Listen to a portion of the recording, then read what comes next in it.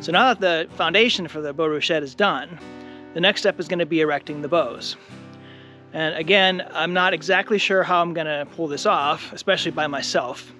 I find this happens a lot out here, where I'll try to figure out how to do something. I'm really not sure if I'm going to be able to do it myself or how I'm going to pull it off. I stress about it a lot. This is just kind of the way my mind works. If I don't understand how I'm going to accomplish something, it's very stressful for me. But what's happened out here a bunch is, at some point, I just can't figure it out. I'm not ever going to be sure how to do it just by thinking about it. So I just start, and probably 90% of the time it's not anywhere near as hard as I thought it was going to be, and I'm able to just figure it out as I go along and fumble my way through. And I think that's pretty much what's going to happen here with the bow roof shed. These are pretty big pieces, and I'm just out here by myself. I'm not 100% confident I can get the thing up into the air by myself. I've tried to figure out some systems to how to do it. I'm not 100% confident in any one of them. And so I'm just going to start. I'm just going to try some things and see if I can get this thing erected by myself. I do have a mini excavator on my side, and maybe I can use that to prop everything up in the air. We'll see.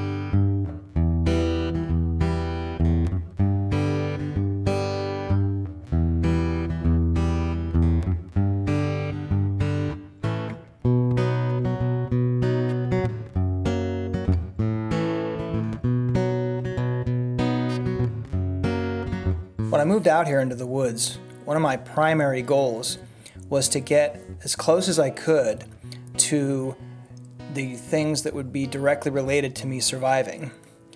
And I feel like I've done a pretty good job of that. I mean, there's not a whole lot further I can go in my skill set to get closer to the basics of what it takes to survive. I built a composting system, I'm hauling my own water, I'm burning wood instead of turning a dial for a thermostat. It's taught me a lot.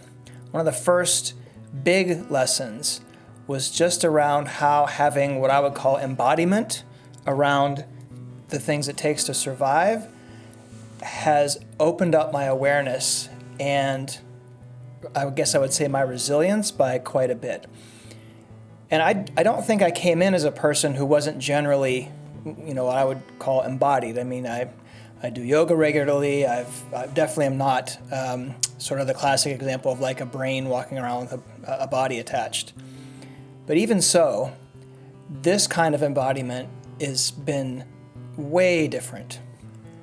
And one of the reasons that I've been filming the things I've been doing out here and communicating them, besides just the fact that that was a challenge in itself of self-expression, is to try to communicate as best I can how that particular embodiment is changing me.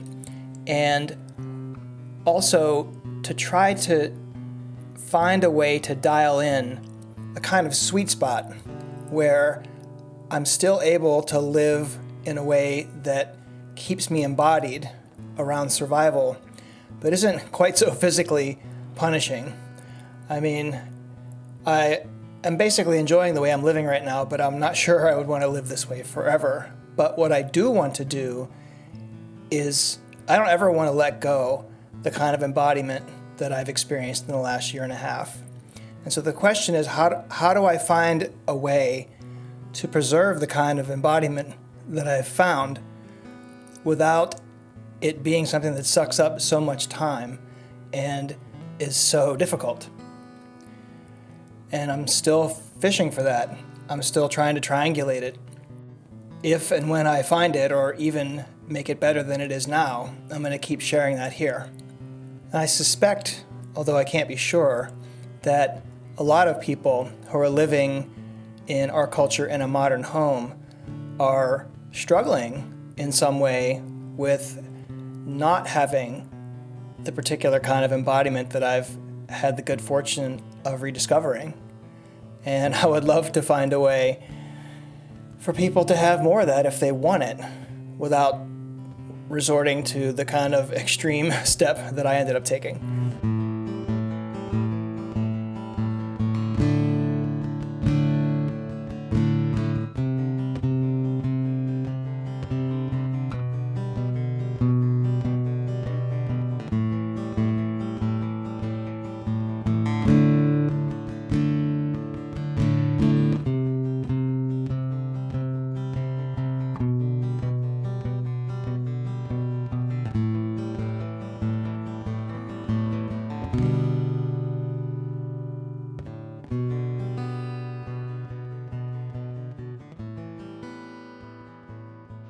Well, that was 2 straight hours of heart-pounding stress, and probably the hardest thing I've had to do in the 1.5 years that I've been out here. The bow roof shed's about 12 feet high and 14 feet wide, and it was just extremely difficult to get it up by myself. I could hear the thing creaking and about ready to collapse for about the first hour, but I was able to go a little bit at a time, and thankfully it didn't collapse on me. And now I think I've got it stabilized. Now that the first 4 arches are up and I have some diagonal braces in, I think the rest of it's going to be pretty easy, as long as I don't do anything stupid.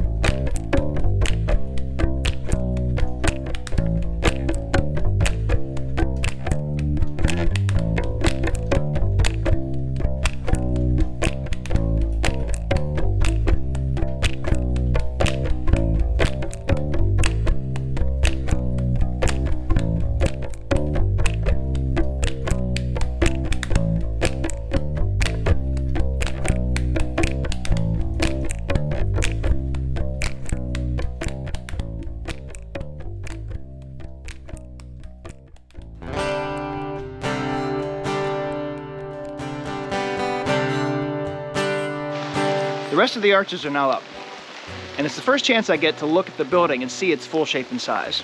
And I'm feeling really satisfied, and this is going to be an excellent upgrade. I'm also really tired and soaked to the bone. It's cold and rainy today, and I've been out working in it for hours trying to get this piece of it finished. It's been a real study in delayed gratification. So I just kept telling myself this is going to be so much better this winter when I can leave and not worry about my shed collapsing. The last step is going to be reinforcing it horizontally and diagonally so it can stand up to strong winds.